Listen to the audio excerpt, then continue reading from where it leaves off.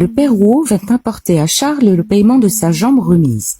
75 francs en pièces de 40 sous et une dinde. Il avait appris son malheur et l'en consola tant qu'il put. « Je sais ce que c'est, » disait-il en lui frappant sur l'épaule. « J'ai été comme vous, moi aussi. Quand j'ai eu perdu ma pauvre défunte, j'allais dans les champs pour être tout seul. Je tombais au pied d'un arbre, je pleurais, j'appelais le bon Dieu, je lui disais des sottises.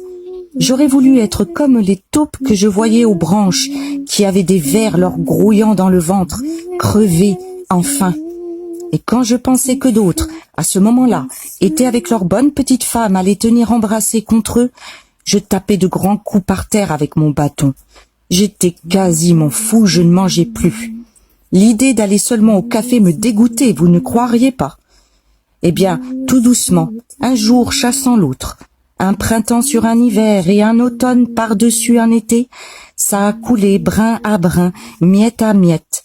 Ça s'en est allé, c'est parti, c'est descendu, je veux dire, car il vous reste toujours quelque chose au fond, comme qui dirait, un poids là, sur la poitrine.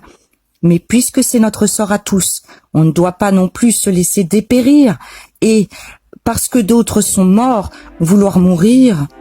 Il faut vous secouer, monsieur Bovary, ça se passera. Venez me voir, ma fille pense à vous de temps à autre, savez-vous bien, et elle dit comme ça que vous l'oubliez. Voilà le printemps bientôt, nous vous ferons tirer un lapin dans la Garenne pour vous dissiper un peu. Charles suivit son conseil, il retourna au Berthaud. Il retrouva tout comme la veille, comme il y avait 5 mois, c'est-à-dire